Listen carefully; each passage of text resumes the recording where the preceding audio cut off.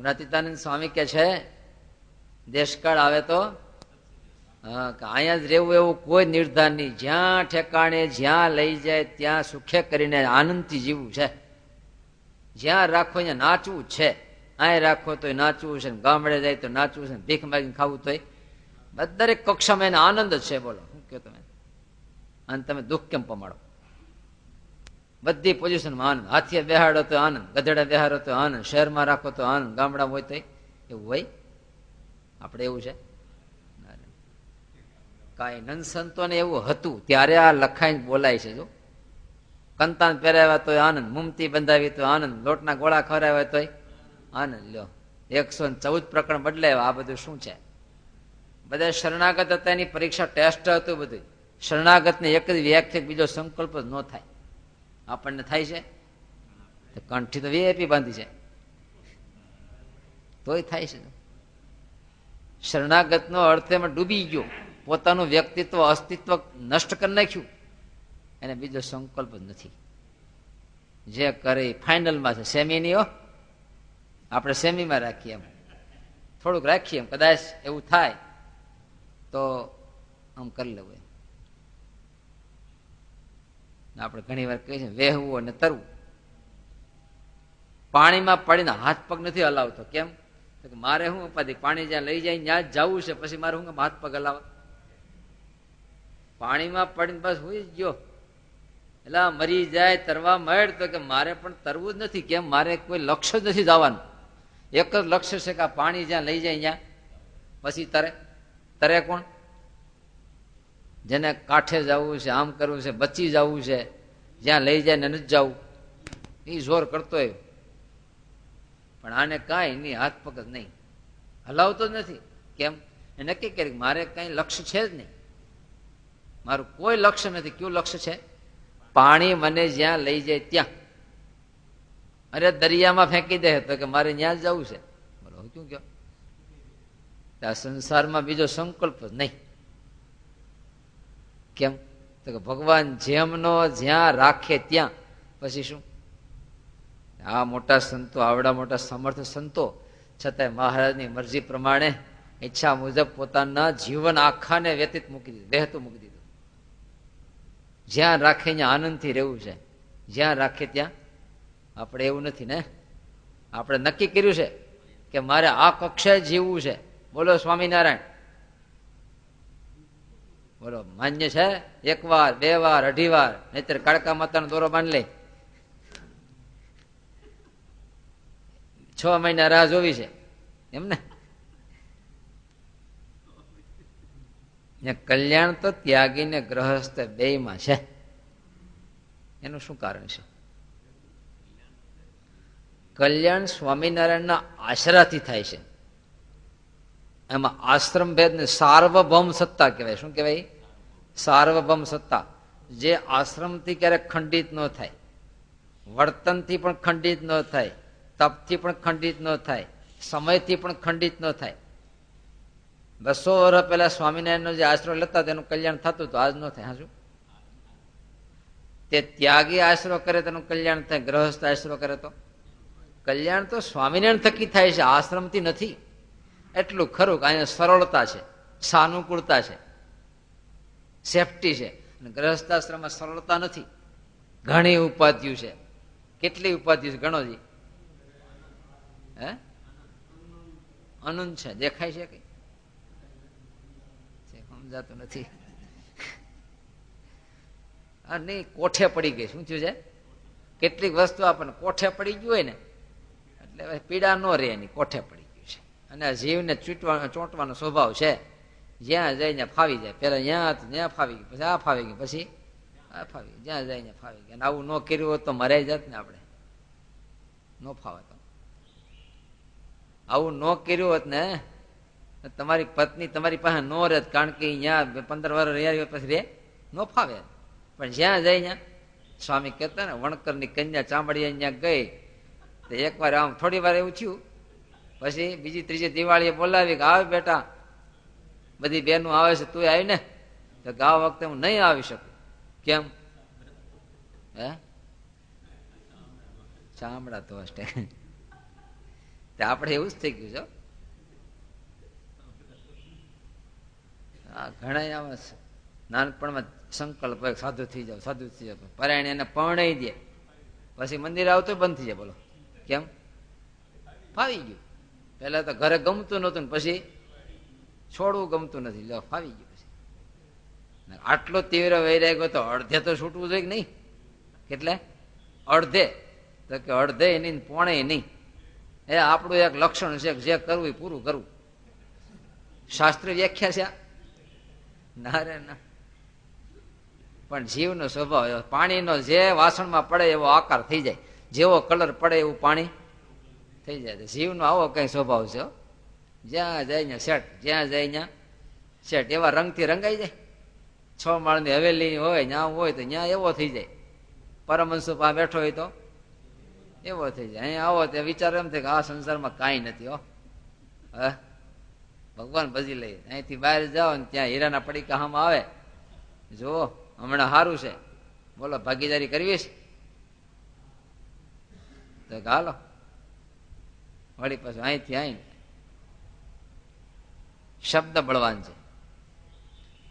તઈ મહારાજે કીધું છે દેશ કાળ સારા હોય તો ભગવાન ભજવાનું બળ મળે, અશુભ થાય તો સારો હોય તોય બગડી જાય, બીજા વિચારો થઈ જાય છે. હરિભક્તને વાતો કરવાની આજ્ઞા કરી કે વાતો તો કરજો, કરો વાતો, મળો કરવા, પણ શેની એ પૂછજો પાછા. મહારાજે બ્રહ્મચારી કહેવાય જાઓ, ઓલી બૈરાનું બહુ વાતો કરે છે, ગામ કપોટા મારે કહી આવો જાઓ. તે બ્રહ્મચારી મારો તો ભોળા બહુ ને, ગ્રામ કથા ન કરે એવું કેવા મોકલ્યા તો બ્રહ્મચારી કે સમજામ ફેર પડે. ત્યાં જઈને કે હે મુંડી કેવું, મહારાજે ના પાડી રામકથા કરતી નહીં. કથા વાર્તા બંધ થઈ ગઈ. 3-4 દિવસ થયા ને મહારાજને કે ખબર કથા વાર્તા બૈરાવે બંધ કરી દીધી છે. મહારાજ કે કેમ કથા બંધ કરી દીધી? કે બ્રહ્મચારી કહી ગયા છે. શું કહી ગયા? તો કે રામકથા નહીં કરવા. પણ રામકથા નહીં, ગ્રામ્ય કથા કરવા ના પાડે, રામકથા કરવાની ક્યાં ના પાડી છે? આપણને એમ કે વાતો કરજો બસ ને.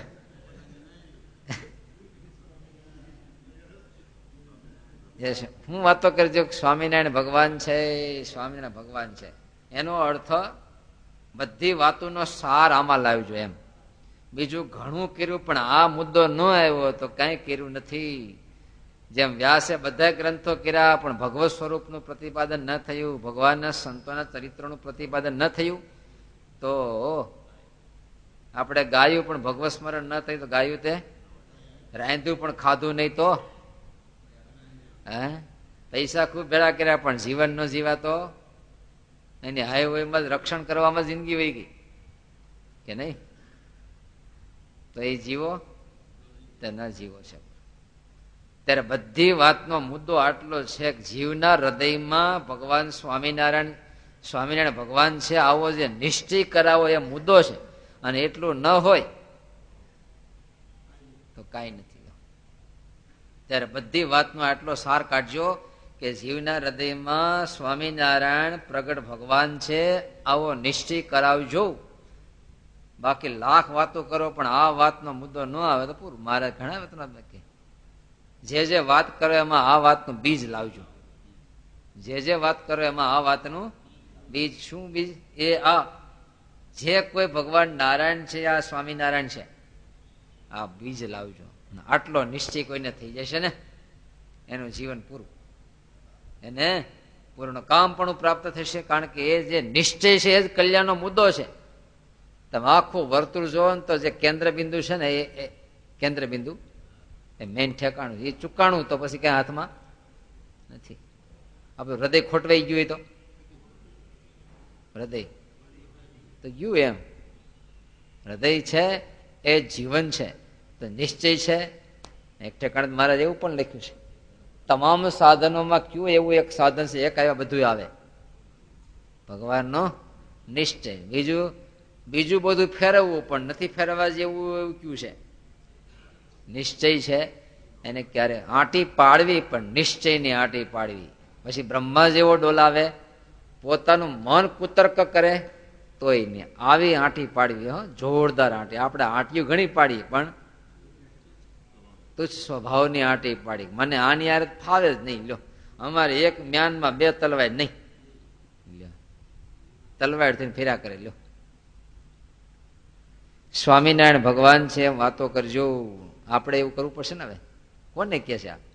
એ તો એ વખતના જે હરિભક્તો સાધુ હતા એને સ્વામી કહેતા હતા. અરે આપણી વૈખરી વાણી, કોઈ જીવ આપણા યોગમાં આવે, આપણે રેત બાંધે તો શું વાતો કરશો? મારી જેવો કોઈ ભગત નહીં. એમ મેં આટલી માળા કરી, હું આટલા સમયા કર્યા ને, આટલું મેં અહીં કર્યું ને, આટલું મેં આ કર્યું, અથવા તો બીજી બધી વહટી કરીએ.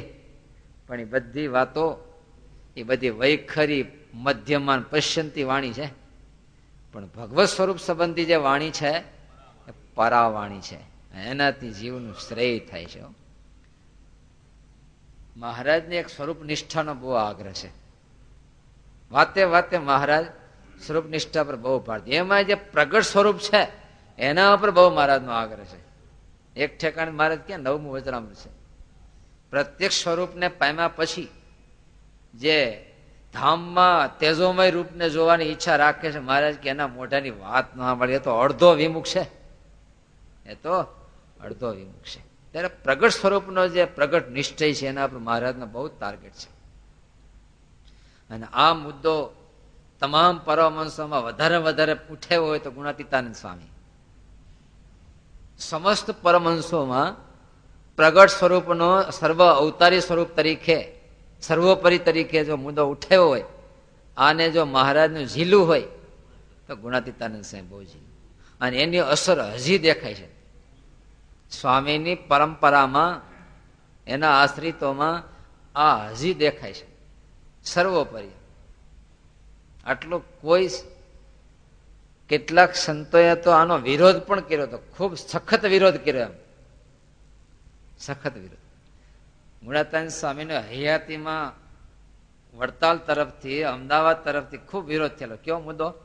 આટલું બધું મહારાજનું સર્વોપરીપણું નહીં તમે કયો, કારણ કે અમારા સ્થાનના દેવો છે એનું મહાત્મ્ય ઘટી જાય આમાં. સ્વામી કહેતા મોટા મોટા અવતારોને તો હજી ભગવાનના દર્શન પણ થયા નથી. આજના છોકરામાં પણ મોટા મોટા અવતાર જેટલું દેવ જ છે. આવું બધી વાતો કરે. દેવનું મહાત્મ્ય, લક્ષ્મીનારાયણ દેવનું શું, રાધા કૃષ્ણ દેવનું શું, બોલો. એટલે એ કહેતા કે આ દેવનું મહાત્મ્ય ઘટાડે છે, બોલો. પછી એવો મુદ્દો આવ્યો એક વાર તો કેવરાયું મહારાજ શ્રી પાસે કે કોઈ દી ધર્માદાની વાત તો કરતા જ નથી. દેવને ધર્માદો આવે, નામ વેરો જલ્દી આવે, હવના પેટ ભરાય, એવી વાતો કરતા નથી કોઈ. એક વાર તો ઠપકું આવ્યો મહારાજ શ્રી વખતે કે આવું અમે સાંભળ્યું છે. ત્યારે ગુણાતીતાનંદ સ્વામી કે એ અમે જીવના હૃદયમાં સ્વામિનારાયણને ધરબી દેવું, પછી ક્યાં ધર્માદો દેવા જાય? કાળકા માતા પાસે જાય, રામદેવ પીર પાસે જાય? એ તો અહીંયા જ દેવા આવવાનો છે. અમે ઇનડાયરેક્ટ પણ અંતે તો ન્યા જ જોડીએ છીએ. ક્યાં દેવા જવાનો છે? જ્યાં જેને હેત હોય ત્યાં દે. તો સ્વામિનારાયણ હૃદયમાં રોમ રોમમાં આવી જાય પછી ક્યાં જવાનું? ત્યાં જ જવાનું. ક્યાં જવાનું? પછી હું કે અને સ્વામી કે અમે અમતે વખાણ કરી, તમારા બાપના વખાણ કરી છે બીજાના? તમે શું કામ કોચવાવ છો? પણ એમ અમે સ્વામિનારાયણને આવડા મોટા કહીએ છીએ, સર્વોપરી કહીએ છીએ, એમાં બીજાને કદાચ વહમું લાગે, પણ મહારાજ શ્રી તમને તો વહમું ન જ લાગવું જોઈએ ને. કેમ? તમારું દિલ તો ખુશ થવું જોઈએ કે મારા બાપને આટલા મોટી બે બિરદાવે છે. સ્વામીને ચર્ચા થયેલી છે, બોલો. ત્યારે મહારાજનો જે આ મત છે, સર્વોપરી નિશ્ચય, સર્વ અવતારીપણું મહારાજનું, ગુણાતીતાનંદ સ્વામી બહુ જીવ્યું છે. તમે જુનાગઢ દેશમાં ક્યારે આટોમાં છે, જૂના ગામડાઓમાં ડેલાઓ પર લખ્યું સ્વામિનારાયણ સત્ય છે. આ શું કર્યું છે ખબર નહીં. અને ગરડા દેશમાં આટો મારજો, ગોપીનાથ છત્ર છાયા, નહીં નહીં કયો.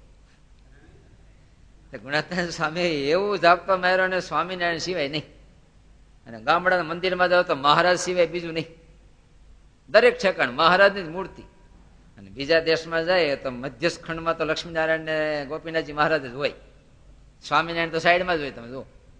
અને અહીંયા તમે જો મહારાજ સિવાય બીજું હોય જ નહીં. તમે એક મંદિરમાં જાઓ, ક્યાંય રાધા રમણની મૂર્તિ ક્યાંય નહીં હોય.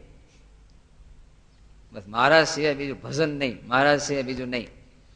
અને એવા પાછા એવા બળિયા પાછળના સંતો પણ એવા થયા, નારાયણદાસ સ્વામી, બાલ મુકુદાસ સ્વામી, બાબરિયા વાડ ને આહિરોમાંથી એ જે કાઢ્યું છે બધું.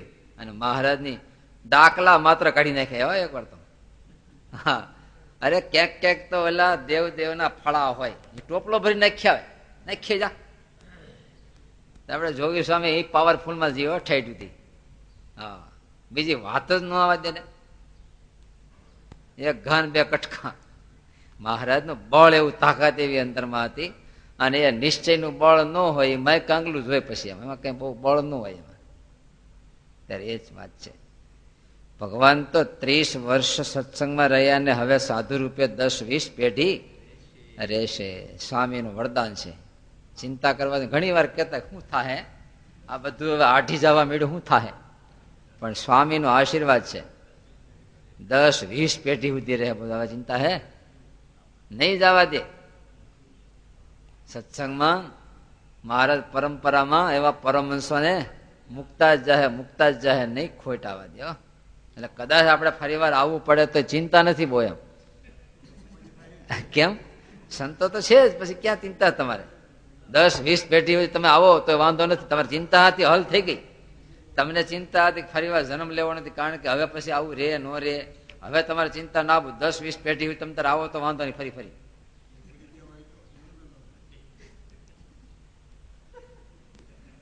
જુનાગઢના જમાન મારા 2 વખત થયા. લ્યો શું જમાન થયા? જુનાગઢ જાહે એની કરોડ જન્મની કસર ટાળી નાખશું. લો શું કામ?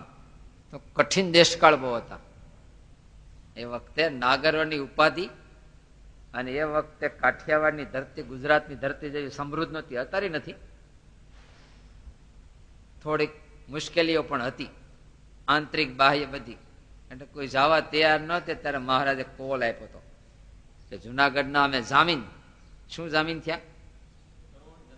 કરોડ જન્મની કસર. કરોડ જન્મની કસર, કરોડ જન્મથી ન ટળે એવી કસર, વાસના, દોષો હશે, એને અમે ટાળી નાખશું. જાઓ જુનાગઢ. જવું છે? હા, બહુ વાર લાગશે. લાવ સ્વામીની બળવાળી વાતો છે, એને પચાવીએ, જીવ બળિયો થાય અને મહારાજનો દ્રઢ નિશ્ચયમાં પ્રવેશ થાય. સહજાનંદ સ્વામી મહારાજની જય. શ્રીપદેમ ઈશ્વરમ ભક્તિ ધર્માત્મજમ વાસુદેવ